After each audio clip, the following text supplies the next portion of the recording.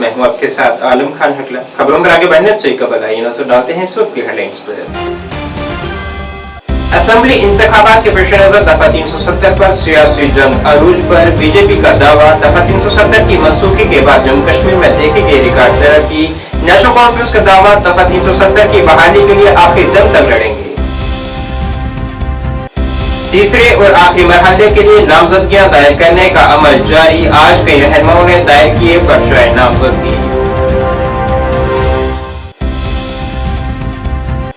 Assembly इंतखाबात के तनाजुर में जम्मू कश्मीर में सियासी रैलियां बदस्तूर जारी। घर घर मुहिम शुरू कर अवाम से हासिल की जा रही है हिमायत।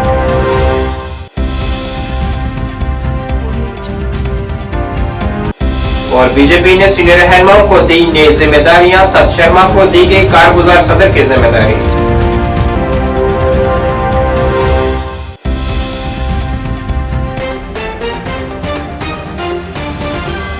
अब खबरें तफसील से। रुकने पार्लियामान और साबका वजीर अनुराग सिंह ठाकुर ने आज नेशनल कॉन्फ्रेंस, पीडीपी और कांग्रेस पर इल्फाजी हमला बोलते हुए कहा है कि ये जमातें दफा 370 को बहाल करने का दावा कर यहाँ फिर से पत्थरबाजी, दहशतगर्दी और इरादगी पसंदी को बढ़ा देना चाहती हैं। उन्होंने कहा है कि जम्मू कश्मीर दफा 370 की मनसूखी के बाद यहाँ हर जानिब तरक्की की लहर है और यहाँ रिकॉर्ड तादाद में सयाहों ने यहाँ का रुख किया है। उन्होंने कहा है कि बीजेपी ने यहाँ दहशतगर्दी को खत्म करने की कोशिश की है और इसमें 70% की कमी आई है। गहरा नाता इसलिए भी है कि जब पार्टी ने मुझे राष्ट्रीय अध्यक्ष बनने का अवसर दिया था तो पहला मुद्दा राष्ट्रीय अध्यक्ष युवा मोर्चा के नाते हमने जम्मू कश्मीर में हो रहे पथरावबाजी, अलगाववाद, सैनिकों पर हमले और आम जनमानस की हत्या, इसको उठाया था। और उस समय यूपीए की सरकार ग्रेटर ऑटोनॉमी की बात करती थी। हमने उस समय आंदोलन भी किया और 2011 में जम्मू कश्मीर के श्रीनगर में लाल चौक पर तिरंगा झंडा फहराने के लिए भी आए थे।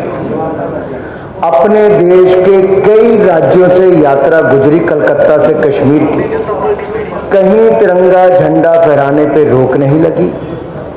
लेकिन ये कांग्रेस नेशनल कॉन्फ्रेंस उस समय भी थी, केंद्र में यूपीए और यहाँ एनसी की सरकार, इनका गठबंधन ये दिखाता है कि उन्होंने उस समय भी तिरंगा झंडा लहराने का विरोध किया, जेल में डाल दिया, यातनाएं हम सबको सहनी पड़ी और आज ये लोग फिर धारा 370 को वापस लाने की बात करते हैं।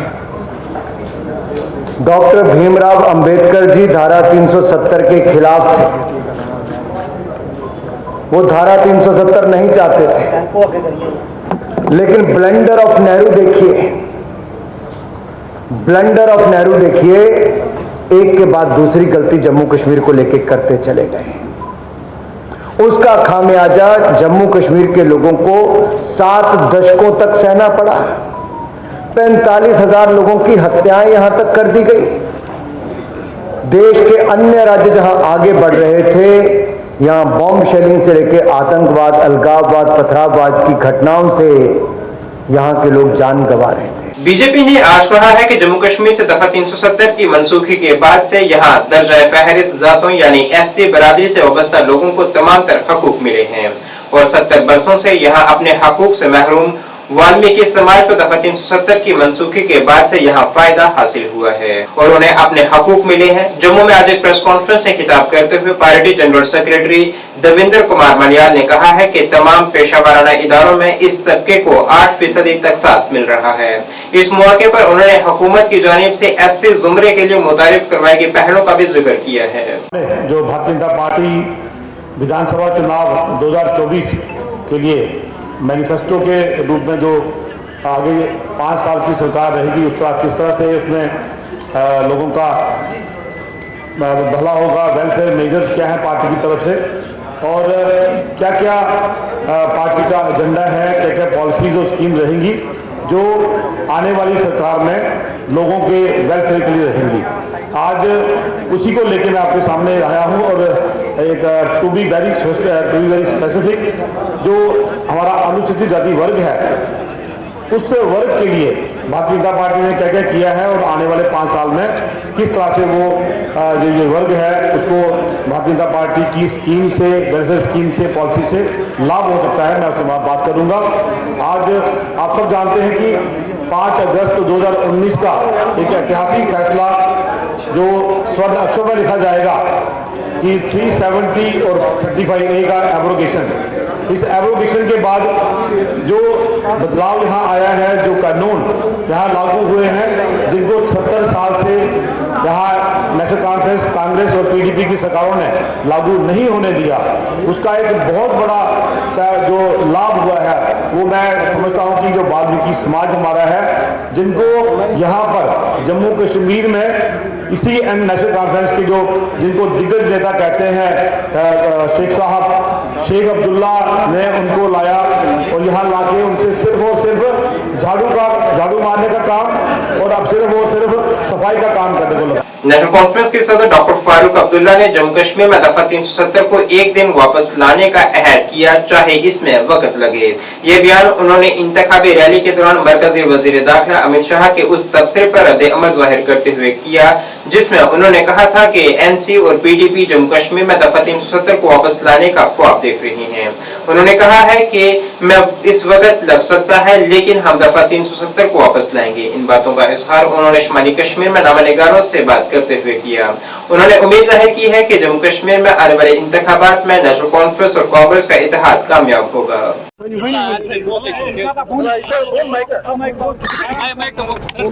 जी सर पीडीपी महबूबी इल्जाम लगा रही है कि अगर पीडीपी ना होती तो एनसी ने ऑटोक्रेटिक रूल कंटिन्यू रखा होगा।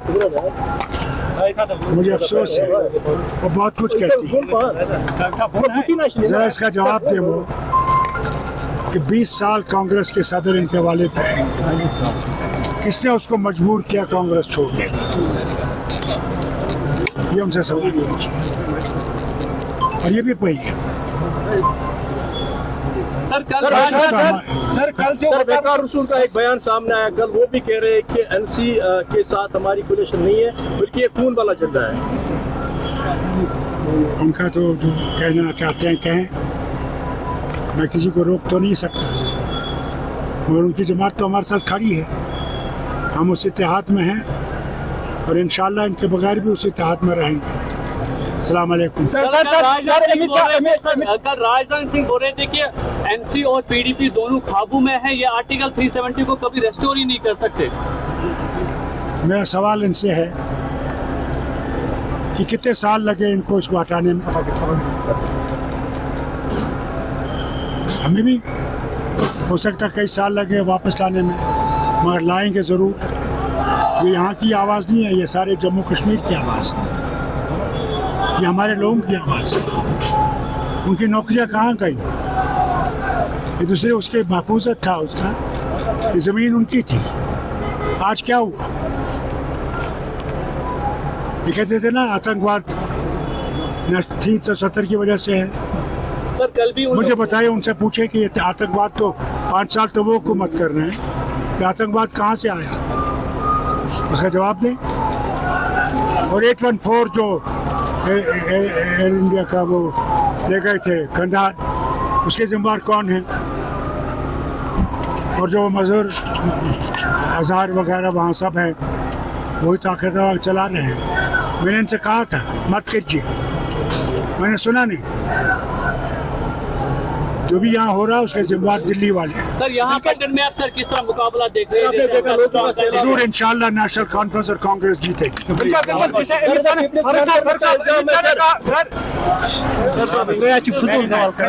जम्मू शुमाली असेंबली हलके से बीजेपी उम्मीदवार श्यामलाल शर्मा ने आज अपनी पर्चा नामजदगी दायर की है। यहाँ उनके हमरा साबका मरकजी वजीर अनुराग सिंह ठाकुर और दीगर रहनुमा मौजूद रहे।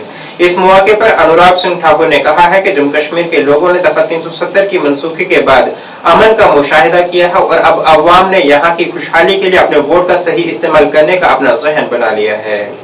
उन्होंने कहा है कि नेशनल कॉन्फ्रेंस और कांग्रेस पत्थरबाजों, दहशतगर्दों और अलहदगी पसंदों को रिहा करने की बात कर रही है, लेकिन बीजेपी ऐसा नहीं होने देगी।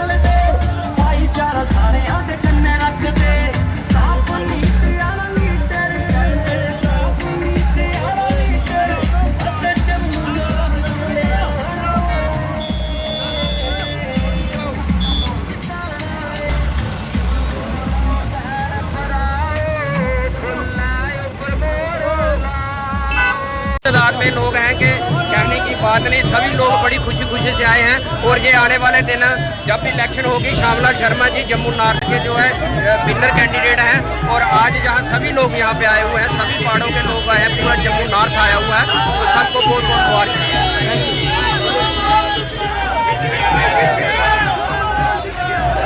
साफ तौर पर अनुराग ठाकुर भी श्यामलाल शर्मा जी के नॉमिनेशन फिल करने यहाँ पर पहुंचे हैं। ये जम्मू के पुलवामा की ये विजुअल्स आ रहे हैं, काफी देखिए भाजपा के कार्यकर्ताओं का जनसलाब। महिलाओं में, बुजुर्गों में, क्षेत्रवासियों में जोश, और ये जोश दिखाता है कि जनता ने मन बना लिया है कि भारतीय जनता पार्टी को जिताएंगे, सरकार बनाएंगे।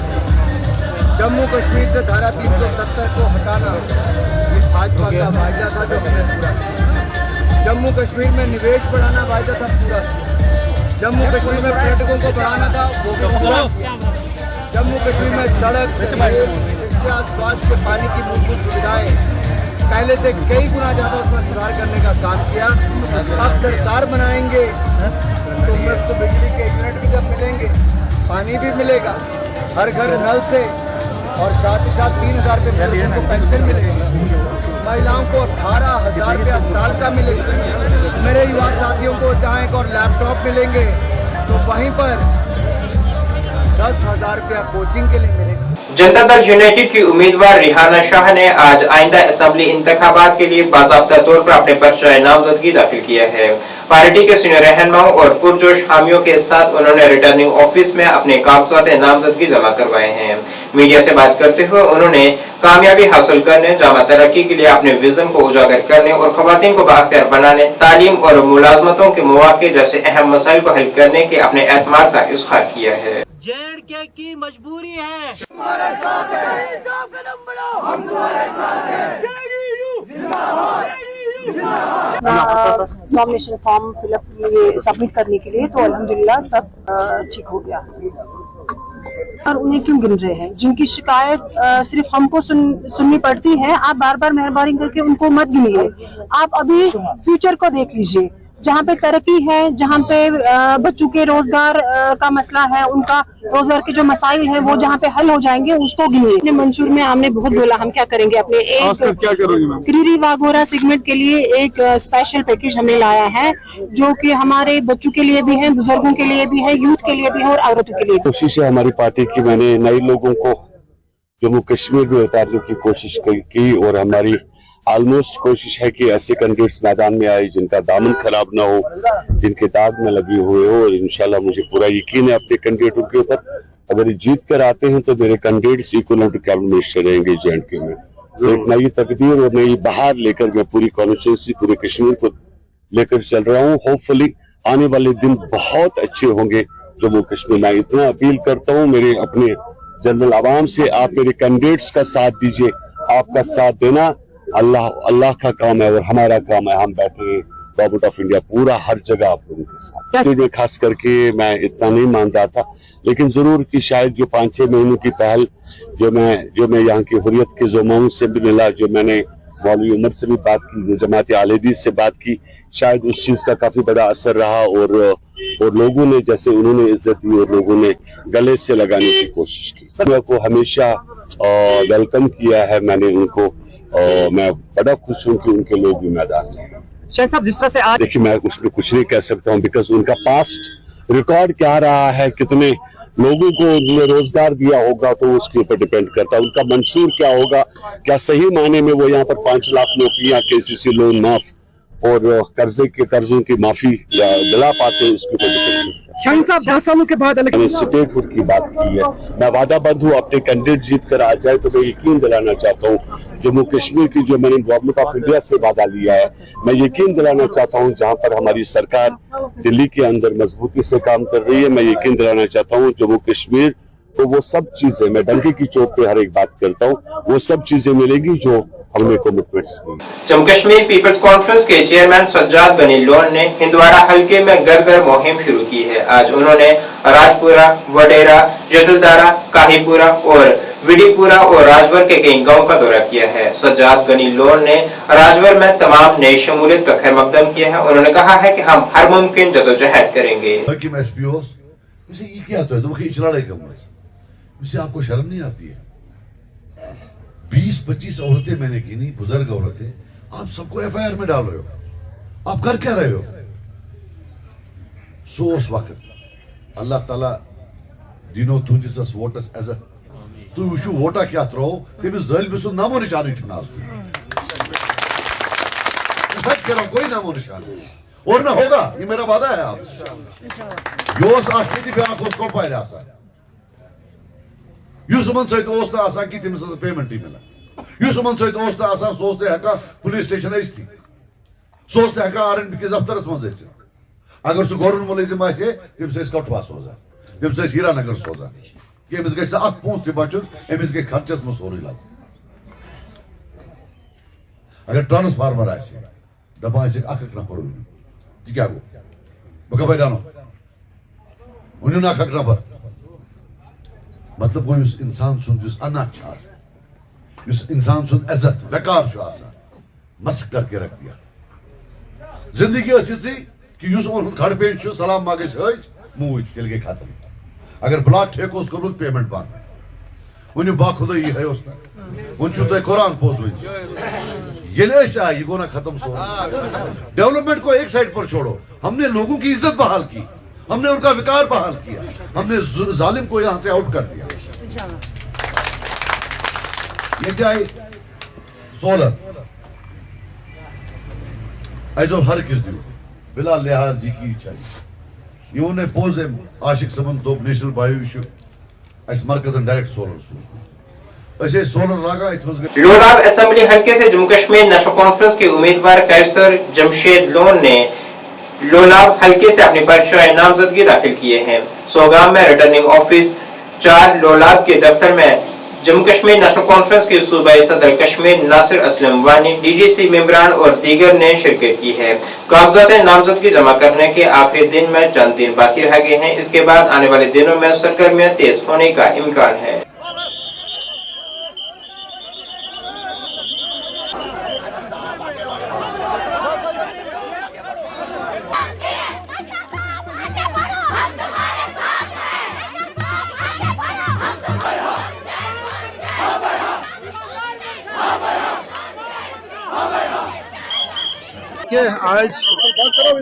आज हमने अपना नॉमिनेशन पेपर जो सबमिट किए। इंशाल्लाह रहमान हम लोगों के पास जाएंगे, लोगों का ताउन चाहेंगे, लोगों से मैं उम्मीद रखता हूँ इंशाल्लाह रहमान लोग मुझे मौका देंगे और मेरी तरजीहात रहेंगी इस लोलाब को एक मॉडल कॉन्स्टिट्यूंसी बना। काफ़ी सारी चीज़ें हैं जो करने के लायक हैं। इंशाल्लाह रहमान मेरी प्रायोरिटी, जिस तरह मैंने कहा, इन शॉर्ट पूरे एक मॉडल के पूरे ये जो कॉन्स्टिट्यूंसी है इसको एक पूरी रियासत में एक मॉडल की हैसियत मिले। मैं उस सोनाबाई हलके से असेंबली इंतखाबात लड़ने का ऐलान कर चुके साहिर राथर ने आज सुंबल में रिटर्निंग ऑफिस के पास कागजात नामजदगी जमा करवाए हैं। यहां उनके हमरा सैकड़ों कारकुनान मौजूद थे। साहिर राथर ने तस्दीक की है कि वो आजाद उम्मीदवार के तौर पर इंतखाबात में शिरकत कर रहे हैं।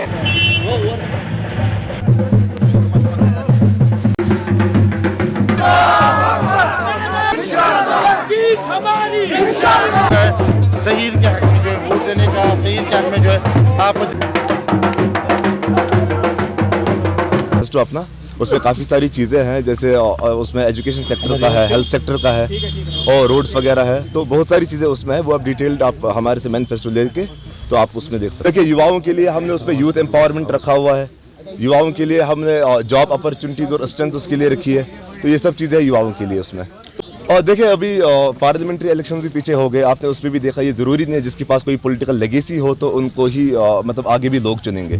तो आज का यूथ बड़ा बाशऊर है, इनको पता है कि नए लोगों को मौका देंगे तो नई पॉलिसीज मुरतब हो जाएंगी।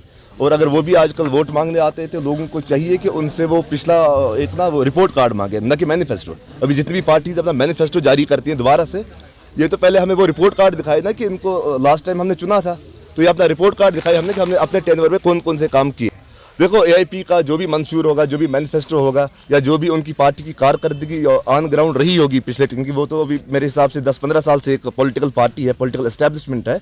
अगर उनने लोगों के हित के लिए काम किया होगा तो लोग उनको जरूर चुनेंगे। सुरनकोट असेंबली हलके के लोगों ने आज बीजेपी की क़यादत से मुलाकात की है और असेंबली इंतखाबात में बीजेपी के उम्मीदवार मुश्ताक बुखारी की हिमायत का ऐलान किया है। लोगों ने पार्टी क़यादत के साथ अपने मसाइल उठाए हैं और फौरी कार्रवाई का मुतालबा किया है। मुश्ताक बुखारी और बीजेपी के दीगर रहनुमाओं ने इनके मुतालबात की जल्द अज जल्द अजाले की यकीन दहानी करवाई है और सुरनकोट असेंबली हलके से पार्टी उम्मीदवार के लिए हिमायत हासिल की है। और हमारे यहाँ पर भारतीय जनता पार्टी के सीनियर लीडर अब्दुल अजीज मिर्जा जी और हिमाचल से हमारे जो लोग आए हुए हैं यूथ लीडर, इनको भी हम कम, और हमारे जो यहाँ पर नए हमारे भाई बीच में बैठे हुए हैं। इससे पहले भी मैं आपके बीच पार्लियामेंट इलेक्शंस में आया था, उस वक्त भी आपने जो वो लोग चले गए जो हमारे साथ इस मूवमेंट में होते थे।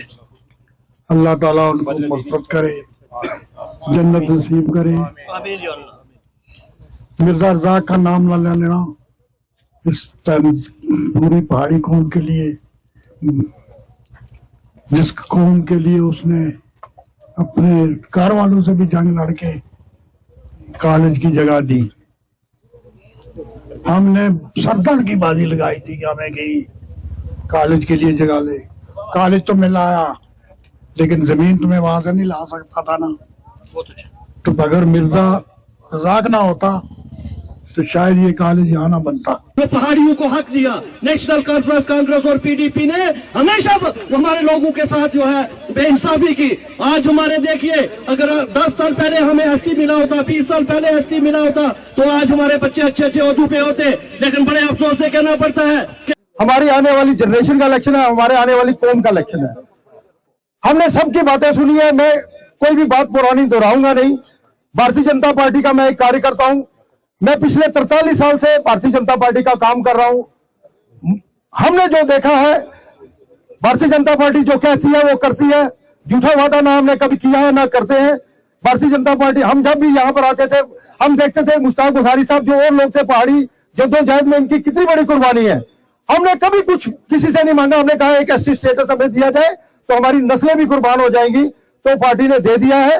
वो पार्टी का फर्ज भी बनता था कि जब प्रधानमंत्री जी का यह नारा था सबका साथ और सबका विकास, उन्होंने सबको बराबर करके एक ही थाली में लाकर खड़ा कर दिया। बीजेपी ने आज जम्मू कश्मीर में असेंबली इंतखाबात के तनाजुर में पार्टी के सीनियर रहनुमाओं को जिम्मेदारियां दी हैं, जिसमें साबिक़ा कानून साज असेंबली सत शर्मा को यूनिट का कारगुजार सदर नामजद किया गया है।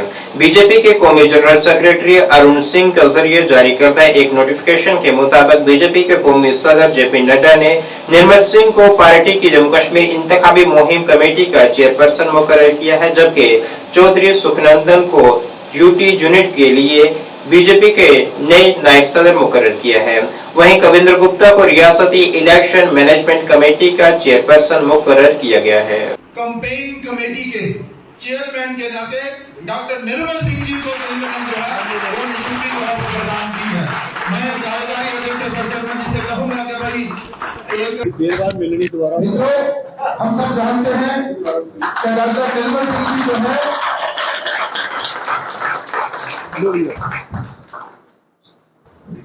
डॉक्टर निर्मल सिंह जी हमारे भारतीय जनता पार्टी के बड़े रिटर्निंग ऑफिसर यानीबल असेंबली हल्का डॉक्टर खालिद ने डीसी ऑफिस कॉम्प्लेक्स में नामजदगियां वापस लेने के हवाले से आज एक प्रेस कॉन्फ्रेंस की है, जिसमें उन्होंने जानकारी दी है कि 15 उम्मीदवारों ने मज़कूरा हल्के से नामजदगी दायर की थी, जिसमें से 4 को मुस्तरद किया गया और अब 11 उम्मीदवार इंतखाबी मैदान में हैं। उन्होंने जानकारी दी है कि यह इंतखाबात को पुरअमन तरीके से मुनक्किद करने के लिए पुख्ता इंतजाम किए गए हैं। इसमें हजरत मैं आपसे ये कहना चाहूँ, आज लास्ट डे विड्रॉल भी है। आज की कोई भी कैंडिडेट अपना जो है कैंडिडेचर विड्रा कर सकता है, नामजदगी वापस ले सकता है। तो अभी तक तो हमारे पास 11 फॉर्म आ चुके हैं। हमारा DCRC mean displace collection reception centre हमारा जो है वो SP हायर सेकेंडरी स्कूल में, जहाँ पर मशीनें जो है 2 दिन कबल EVM रख दी गई हैं, वो एक ट्रांजिटरी स्ट्रांग रूम हमारा है। उस पर बराबर सिक्योरिटी के 3 टेयर्स जो हैं वो वहाँ पे हैं। सेंट्रल आर्म पुलिस फोर्स की निगरानी में है और वहाँ पुलिस की भी गश्त रहती है, प्लस हम लोग भी वहाँ वक्तन फ़ौक्तन जाते रहते हैं। और DCRC सेंटर जो हमारा SP हायर सेकेंडरी स्कूल है, वहाँ पर बराबर सिक्योरिटी अमले के पास वहाँ पर लॉगबुक मेंटेन है, जहाँ पर अगर मैंने भी विज़िट करना हो RO ने भी, वो भी उसमें लॉगबुक में एंट्री करते हैं कि RO साहब भी कितनी बार आए हैं। अगर कोई भी साहब आएंगे, मतलब ऑब्जर्वर साहब अगर वहाँ जाना चाहें, उनकी भी एंट्री बाज़ाब्ता होगी। तो तमाम जो नॉमिनेशन प्रोसेस में आपको कहना चाहूँ, आप देख रही हैं हमारे 4 कैमरे आपके ऑडियो विजुअल जो है लाइव इसको वेबकास्ट हो रहा है। तो ऑनरेबल कमीशन चाहता है कि कोई भी काम जो हो ड्यूरिंग इलेक्शन प्रोसेस में, इंतखाब के दौरान, इस पूरे प्रोसेस में फेयरनेस एंड ट्रांसपेरेंसी रहे। तो इसमें गैर जानिबदारियत का जो है वो बहुत बड़ा एक रोल है। ऑनरेबल कमीशन चाहता है कि तमाम इलेक्शन गैर जानिबदार हो और इस पर हमें हिदायत मिल चुकी हैं। हम जनाब पुलिस सर चीफ इलेक्टोरल अफसर JNK साहब की ज़ेर सरपरस्ती और DO साहब की ज़ेर सरपरस्ती जो है वो काम कर रहे हैं। आपकी शिवसेना को बारामूला कश्मीर से आज उस वक्त एक बड़ा झटका लगा जब उसके दर्जनों कारकुनान ने लोक जनशक्ति पार्टी में शमूलियत इख्तियार की है। इस सिलसिले में पार्टी रहनुमा आशिक हुसैन गनई ने गर्मजोशी से नए शामिल होने वालों का खैर मकदम किया है और उम्मीद जाहिर की है कि नई शमूलियत से पार्टी को जमीनी सतह पर मजबूती मिलेगी।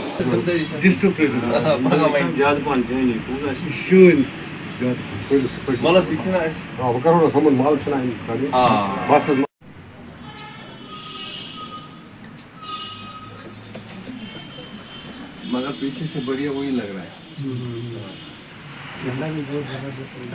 सबसे पहले आपका शुक्रिया। आज का दिन जो था बहुत बड़ा अच्छा दिन था हमारे लिए। अपनी party Lok Janshakti party as a state general secretary Jammu and Kashmir UT के आज हमें इस ऑफिस में जो आज बिग ज्वाइनिंग हुई है, जिसमें खुशी की बात यह है कि शिवसेना के नॉर्थ कश्मीर इंचार्ज, उसके साथ साथ यहाँ के डिस्ट्रिक्ट बारामूला के प्रभारी और हमारी महिला कॉन्स्टिट्यूंसी प्रेसिडेंट जिन्होंने यहाँ पे आज लोक जनशक्ति पार्टी में ज्वाइन किया है और इसका दामन थामा है, हमें बहुत खुशी है। हम तमाम लोगों से गुजारिश करते हैं कि इस बार जो भारतीय लोक जनशक्ति पार्टी जो है एक बड़ा जन सैलाब की तरह ये बढ़ने वाली है जम्मू एंड कश्मीर में, और पूरे युवा को मेरी तरफ से एक अपील है वो बढ़ चढ़ कर हिस्सा ले इस पार्टी में और अपने यूथ को पावर दे और अपने यूथ के लिए काम करे, अपने कॉन्स्टिट्यूंसी के लिए काम करे। और मैं मुबारकबाद देता हूं अपने रफीक अहमद मलिक साहब का, जो कि state president Jammu and Kashmir के हैं, हमारे LGP के। नाज़रीन, इस वक्त के उर्दू बुलेटिन में बस इतना ही। मुझे मेरी टीम के साथ दीजिए इजाजत। अल्लाह हाफिज।